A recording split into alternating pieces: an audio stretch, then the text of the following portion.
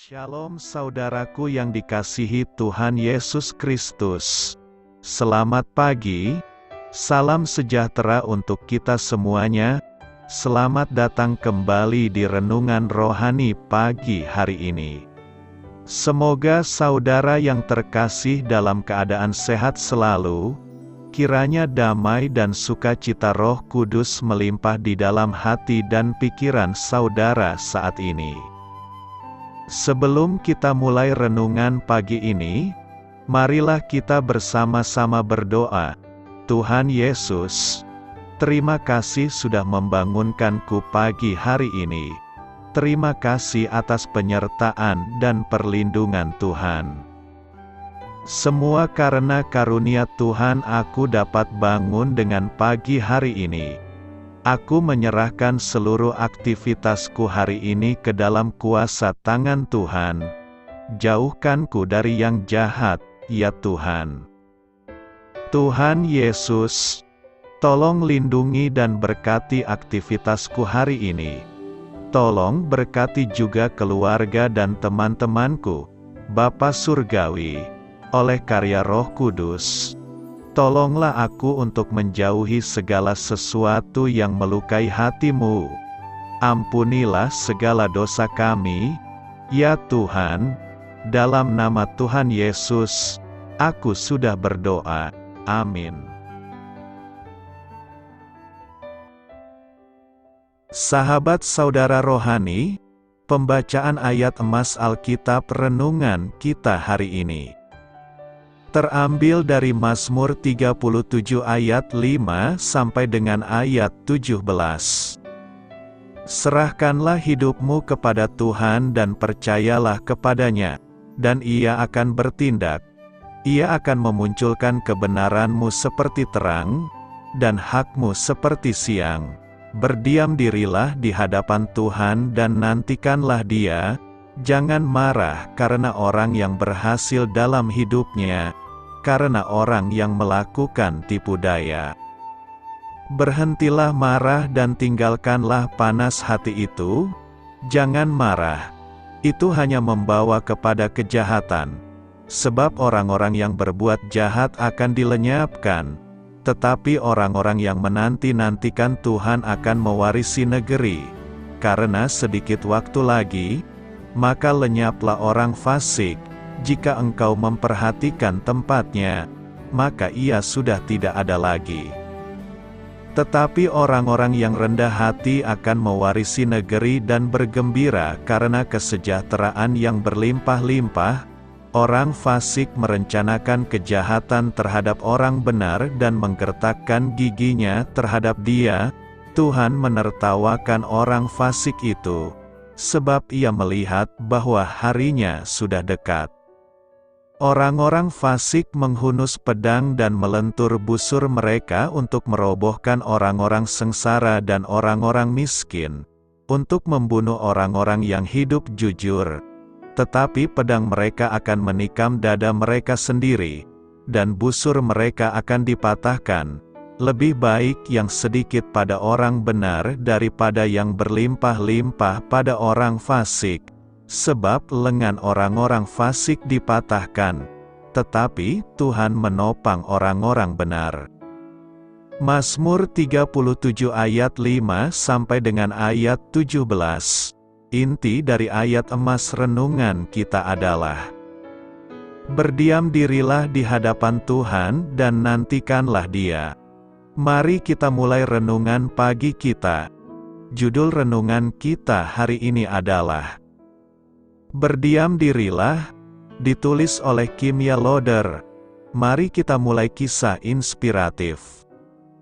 Setelah masuk ke dalam bak, tubuh saya mengambang dengan nyaman di atas permukaan air, dan ruangan menjadi gelap sementara musik yang lembut telah dimatikan.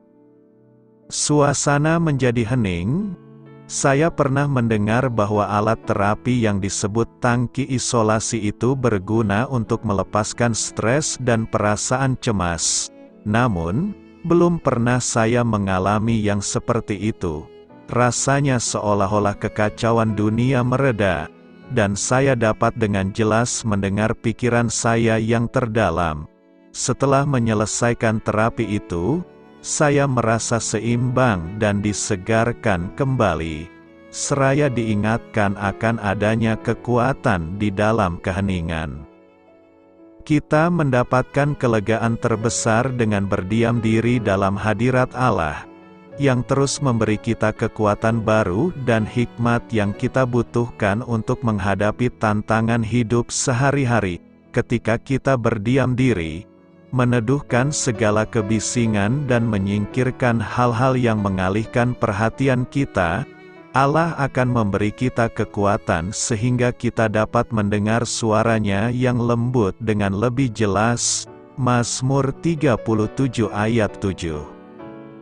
Cara terapi tadi memang bisa menjadi salah satu cara untuk berdiam diri, tetapi Allah menawarkan cara yang lebih sederhana untuk meluangkan waktu bersamanya. Dia berkata, "Jika engkau berdoa, masuklah ke dalam kamarmu, tutuplah pintu dan berdoalah kepada Bapamu." Matius 6 ayat 6. Allah akan menuntun langkah-langkah kita, dan kebenaran-Nya akan bersinar melalui diri kita ketika kita mencari jawaban atas berbagai persoalan kehidupan dalam keheningan hadirat Allah yang ajaib. Mazmur 37 ayat 5 sampai dengan ayat 6. Marilah kita renungkan di dalam hati kita, hal-hal apa saja yang paling menguras waktu Anda? Bagaimana Anda dapat menyediakan lebih banyak waktu untuk bertemu Allah dalam saat teduh? Hal ini patut kamu ketahui. Konsep tentang pewahyuan progresif mengajarkan bahwa kitab suci tidak bergerak dari kesalahan kepada kebenaran, tetapi beralih dari ketidaklengkapan kepada kelengkapan. Jadi, orang-orang dalam Perjanjian Lama tidak memahami banyak hal karena mereka tidak memiliki informasi sebanyak kita. Salah satu contohnya adalah pemahaman mereka yang terbatas tentang kehidupan setelah kematian, yang membuat mereka menyimpulkan bahwa semua pahala atau hukuman akhirnya akan diterima dalam kehidupan ini. Ini disebut sebagai hukum ganjaran, yang menyatakan bahwa orang benar diberkati sesuai dengan kebenaran mereka, dan orang jahat dihukum sesuai dengan kejahatan mereka. Beberapa ahli Alkitab memandang Mazmur 34, 37, dan 73 sebagai trilogi yang mengupas prinsip-prinsip tersebut. Mazmur 34 hanya menyatakan prinsipnya dan Mazmur 37 menasihati seseorang mengenai prinsip tersebut. Mazmur 73 adalah respons frustrasi dari orang benar yang menderita dan yang percaya bahwa prinsip tersebut tidak berlaku dalam pengalaman mereka. Berdiam diri di hadapan Tuhan. Mazmur 37 ayat 7 berkata demikian, "Berdiam dirilah di hadapan Tuhan dan nantikanlah Dia. Jangan marah karena orang yang berhasil dalam hidupnya, karena orang yang melakukan tipu daya." Berdiam diri di hadapan Tuhan akan membuat kita lebih mampu mendengarkan suara Allah. Pendengaran yang baik itu akan membuat kita sungguh mampu mengetahui kehendak-Nya. Persoalan manusia adalah begitu disibukkan dengan banyak suara sehingga tidak mampu lagi mendengarkan suara Allah, dan akhirnya terus bertanya-tanya dalam hatinya, apakah kehendak Allah itu? Dengan berdiam diri di hadapan Tuhan, kita bisa mempercayainya dengan segenap hati. Dia tak perlu teriakan kita atau sikap kritis kita supaya Dia bertindak membereskan kekacauan di bumi. Dia hanya butuh hati kita dan iman kita untuk menggerakkan surga terbuka. Saat kita datang dengan segenap hati kepada Tuhan, Dia akan menyatakan diri-Nya dan hadirat-Nya akan kita rasakan. Meskipun kondisi dunia saat ini seperti api yang menghanguskan dan menghancurkan, tapi mereka yang hidup di dalam Dia tidak akan terbakar. Allah itu ibarat aliran air hidup yang menyegarkan. Kita akan mengalami kelegaan di dalam Dia kalau kita datang, berseru dan fokus kepada hadirat-Nya. Pertanyaan kita sekarang adalah mengapa berdiam diri di hadapan Tuhan itu penting bagi kita? Karena saat kita berdiam diri di dalam hadapan Tuhan, kita akan mengalami beberapa hal ini. Pertama, Tuhan memberikan penglihatan tentang sesuatu yang penting bagi kita. Hal ini dialami oleh Nehemia maupun Daniel, saat Nehemia berseru kepada Tuhan dalam doa dan puasanya. Tuhan menunjukkan apa yang hendak dilakukannya ke depan. Begitu juga dengan Daniel yang diselamatkan Tuhan dari gua singa karena doa dan imannya. Kedua, Tuhan meneguhkan kita untuk menghadapi setiap proses. Rencana Allah bagi kita bukan sekedar janji.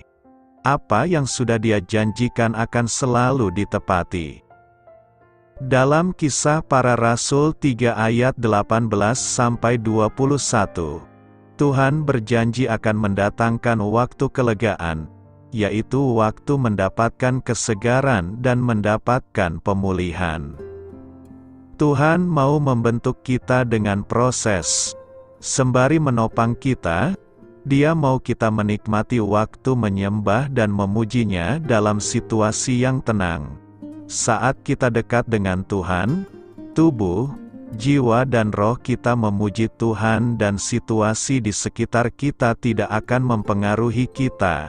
Sukacita yang kita rasakan tidak tergantung dengan situasi di luar tetapi dari dalam diri kita.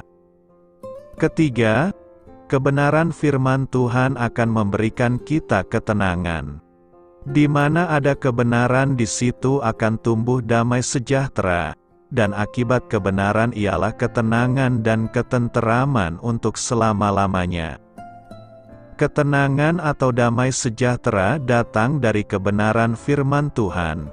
Kebenaran itulah yang membuat kita merasa damai dan tidak dikejar-kejar ketakutan atau bahkan kegeraman. Orang yang dipenuhi damai sejahtera tidak akan mudah bereaksi atau meresponi dengan cara yang salah. Sebaliknya, mereka akan lebih berhikmat dan bijaksana dalam menghadapi kondisi yang ada di hadapannya. Untuk lebih memahami pentingnya momen berdiam diri di hadapan Tuhan, berikut kisah yang bisa kita renungkan. Adalah seorang pria bernama Henry Weiss, yang ahli meloloskan diri dari berbagai perangkap entah itu tali, pintu sel, borgol dan yang lainnya. Di suatu kali dia dipenjara di sebuah sel kecil bernama British Isles. Saat itu dia berencana hendak meloloskan diri dengan mengotak-atik kunci sel. Biasanya, dalam hitungan 30 detik dia sudah bisa membuka kunci sel. Tapi kali itu meleset, dia pun lelah, frustrasi dan menyerah. Dia memutuskan untuk berhenti dan hanya diam sembari menyandarkan diri ke pintu. Anehnya, pintu itu tiba-tiba terbuka begitu saja. Rupanya pintu itu memang tak terkunci. Dalam berbagai situasi yang kita hadapi, kita seringkali berespon yang salah. Kita berusaha mendesak Tuhan untuk mengubah kondisi kita atau memberikan solusi. Tapi lupa bahwa sebenarnya yang Tuhan mau adalah supaya kita berdiam di sisi sejenak dan mendengarkan suaranya. Dia mau kita lebih dulu tenggelam dalam hadirat-Nya dan tak terpengaruh dengan semua kekhawatiran kita. Jadi, kalau kita merasa hari ini Tuhan rasanya tak peduli dengan kondisi kita, pasti Tuhan mau kita berdiam diri sejenak dalam hadapan-Nya. Karena itu, berdiam dirilah di hadapan Tuhan. maka Ia akan memberikan jalan keluar atas setiap pergumulan kita. Apa artinya berdiam diri dan mengetahui bahwa Akulah Tuhan? Pepatah populer ini berasal dari Mazmur 46 ayat 10, "Tenanglah dan ketahuilah bahwa Akulah Allah," atau "Aku akan ditinggikan di antara bangsa-bangsa," atau "Aku akan ditinggikan di bumi." Ayat ini berasal dari bagian kitab suci yang lebih panjang yang menyatakan kekuasaan dan keamanan Tuhan. Meskipun ancaman yang dihadapi pemazmur tidak disebutkan secara spesifik, tampaknya ancaman tersebut berkaitan dengan bangsa-bangsa kafir dan seruan kepada Allah untuk mengakhiri perang yang berkecamuk. Inilah keseluruhan mazmurnya. Tuhan adalah perlindungan dan kekuatan kita, penolong yang selalu hadir dalam kesulitan. Sebab itu kami tidak akan takut, meskipun bumi roboh dan gunung-gunung tenggelam ke dalam laut, meskipun airnya menderu-deru dan berbusa, dan gunung-gunung berguncang karena gelombangnya. Ada sebuah sungai yang alirannya menggembirakan kota Tuhan, tempat suci di mana Yang Maha Tinggi bersemayam. Tuhan ada di dalam dirinya, dia tidak akan jatuh. Tuhan akan membantunya saat fajar. Bangsa-bangsa menjadi gempar, kerajaan-kerajaan runtuh, dia meninggikan suaranya, bumi meleleh.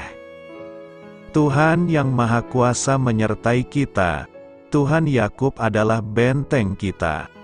Datang dan lihatlah apa yang telah dilakukan Tuhan, kehancuran yang ditimbulkannya ke bumi.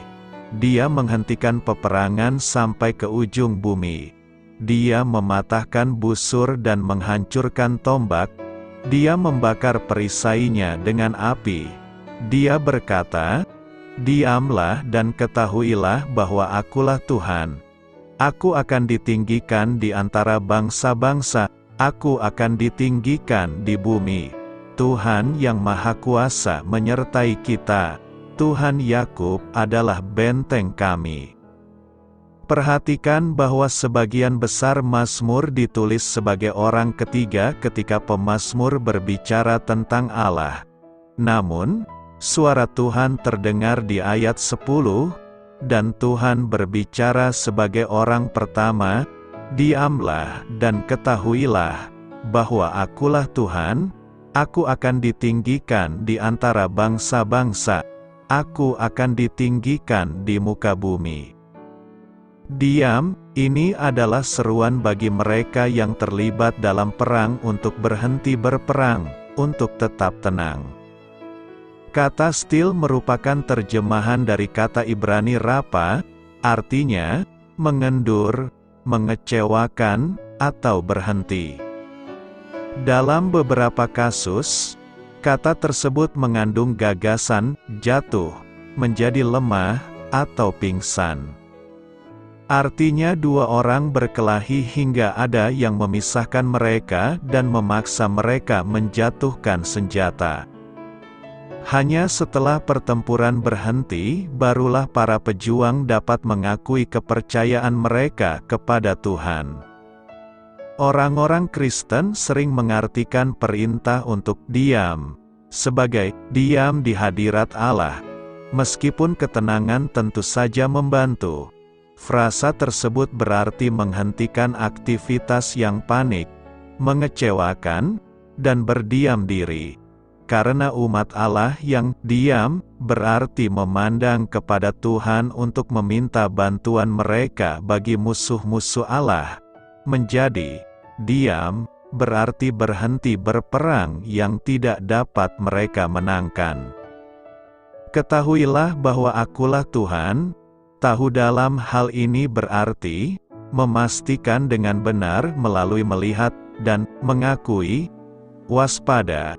Bagaimana mengakui Tuhan berdampak pada ketenangan kita? Kita tahu bahwa Dia Maha Tahu, Maha Mengetahui, Maha Hadir. Hadir di mana-mana, Maha Kuasa, suci, berdaulat, setia, tak terbatas, dan baik. Mengakui Tuhan menyiratkan bahwa kita dapat mempercayainya dan berserah diri pada rencananya karena kita memahami siapa Dia. Aku akan ditinggikan di antara bangsa-bangsa, aku akan ditinggikan di muka bumi. Bangsa Israel tergoda untuk bersekutu dengan kekuatan asing. Dan Tuhan mengingatkan mereka bahwa pada akhirnya Dia Maha Tinggi. Tuhan menang, dan Dia akan membawa kedamaian. Pada masa Yesaya, Yehuda mencari bantuan dari orang Mesir. Meskipun Tuhan memperingatkan hal tersebut, Yehuda tidak membutuhkan kekuatan Mesir, mereka membutuhkan ketergantungan pada Tuhan. Dalam pertobatan dan ketenangan kamu diselamatkan. Dalam ketenangan dan kepercayaan ada kekuatanmu. Ketika kita berdiam diri dan berserah diri kepada Tuhan, kita akan menemukan kedamaian bahkan ketika bumi runtuh, gunung-gunung runtuh, atau bangsa-bangsa bergejolak dan kerajaan-kerajaan runtuh. Ketika hidup menjadi sangat berat dan kesibukan menjadi prioritas. Ingatlah Mazmur 46 ayat 1. Tuhan adalah perlindungan dan kekuatan kita, penolong yang selalu hadir dalam kesulitan. Larilah kepadanya, letakkan senjatamu dan jatuhlah ke dalam pelukannya, mengakui bahwa Dialah Tuhan dan Dia Maha Tinggi di muka bumi. Tenanglah dan ketahuilah bahwa Dialah Tuhan. Rema hari ini, Mazmur 37 ayat 7 berkata demikian.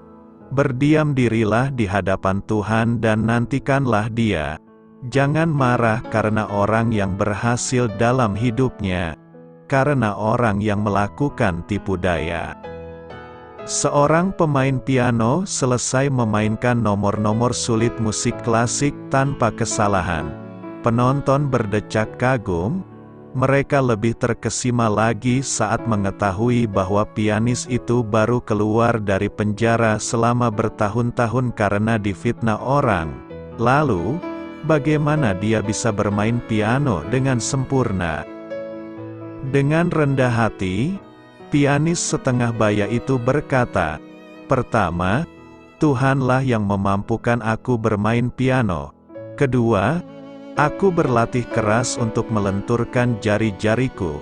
Saat di penjara, dan tidak ada piano di sana, aku menggambar tuts hitam dan tuts putih piano di meja penjara. Dengan itu aku melatih jariku setiap hari. Dalam proses pemain piano ini menantikan masa-masa pembebasannya, ia tidak frustasi, marah atau kecewa dengan keadaannya. Ia juga tidak hanya berdiam diri, bahkan meratapi nasibnya yang ada di penjara, namun ia juga melakukan sesuatu yang berguna. Ia memanfaatkan kesempatan tersebut untuk berlatih dan meningkatkan kemampuannya. Pada saatnya, ketika ia bebas, apa yang ia lakukan menghasilkan kekaguman bagi setiap orang. Ia bisa menjadi seorang pemain piano yang sangat profesional. Apakah Anda sedang dalam proses penjara kehidupan?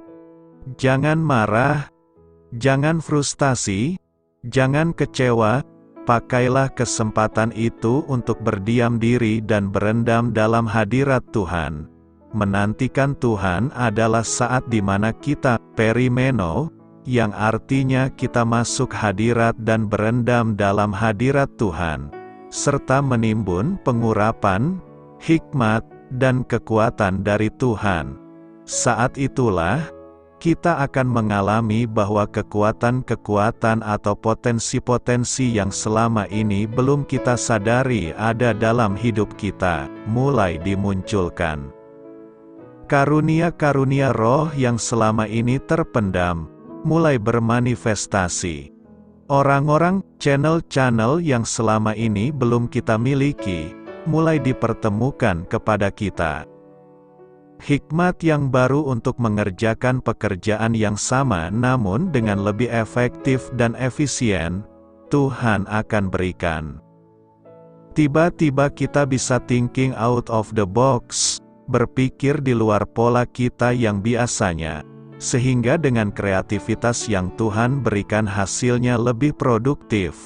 Disitulah juga kita bisa mengembangkan kekuatan manusia roh kita sehingga sekeluar dari proses tersebut kita akan menjadi orang yang lebih kuat, lebih matang, lebih profesional, dalam menghadapi kehidupan ini sesuai dengan kebenaran firman Tuhan.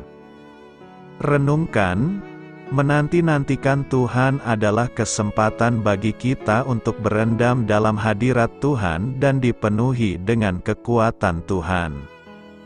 1. Apakah Anda sedang dipaksa Tuhan untuk berdiam diri karena masalah yang sedang Anda hadapi saat ini? 2. Komitmen apa yang akan Anda lakukan untuk menanti-nantikan Tuhan supaya sekeluar Anda dari proses ini Anda bisa mengalami kemenangan bersama Tuhan? Doa untuk hari ini, terima kasih Tuhan, kami percaya ada kekuatan di dalam berdiam diri bersama dengan Engkau dalam hadirat-Mu. Kami percaya bahwa kami akan dipertajam, manusia roh kami akan diperkuat, dan kami akan tampil sebagai pemenang melewati proses kehidupan ini. Amin. Doa saya menyertai saudara sekalian. Marilah kita menyampaikan doa syafaat.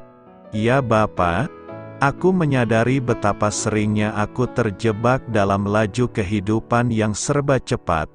Tolonglah aku agar dapat berdiam diri dan memberi tempat bagi-Mu dalam segala hal yang kulakukan. Amin. Sampaikan harapan dan permintaan saudara kepada Tuhan.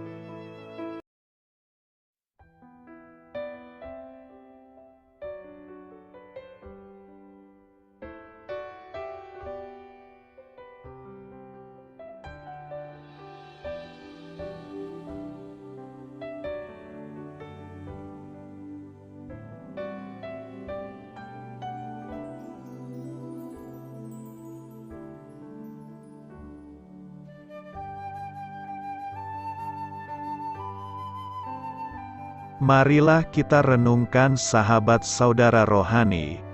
Demikianlah renungan firman Tuhan pagi hari ini. Semoga menjadi berkat dalam hidup kita. Dan sebelum kita memulai segala aktivitas kita pagi hari ini, marilah kita berdoa. Selamat pagi Bapa, malam hari telah berganti pagi. Kehidupan baru telah Engkau berikan kembali bagi kami. Bapa Surgawi, tolonglah aku menyadari kebutuhan orang lain, supaya aku dapat membagikan apa yang telah Engkau berikan kepadaku. Pada saat aku membutuhkan, berilah aku keyakinan bahwa Engkau akan mencukupkanku, melalui orang-orang yang mengasihi-Mu, bukan karena kami pantas atau layak, namun karena kasih karunia-Mu kami boleh ada, sebagaimana kami ada di pagi hari ini. Terima kasih Tuhan, atas kesempatan baru yang telah Tuhan berikan kepada kami, untuk bisa memperbaiki diri agar kami bisa lebih layak di hadapan-Mu. Hari ini kami serahkan semua perkara dan kesulitan yang akan kami lalui ke dalam tangan-Mu. Biarkanlah kami bisa memuliakan-Mu dalam segala aktivitas yang akan kami lakukan. Amin. Biarlah firman Tuhan menjadi pengingat untuk kita semua, bahwa tuntunan dari Roh Kudus akan selalu memberi jalan keluar bagi setiap permasalahan hidup kita, dan memberi kedamaian di hati kita. Sampai jumpa di renungan pagi saudara rohani berikutnya. Kiranya Tuhan selalu memberkati saudara semua hari ini. Amin. Shalom.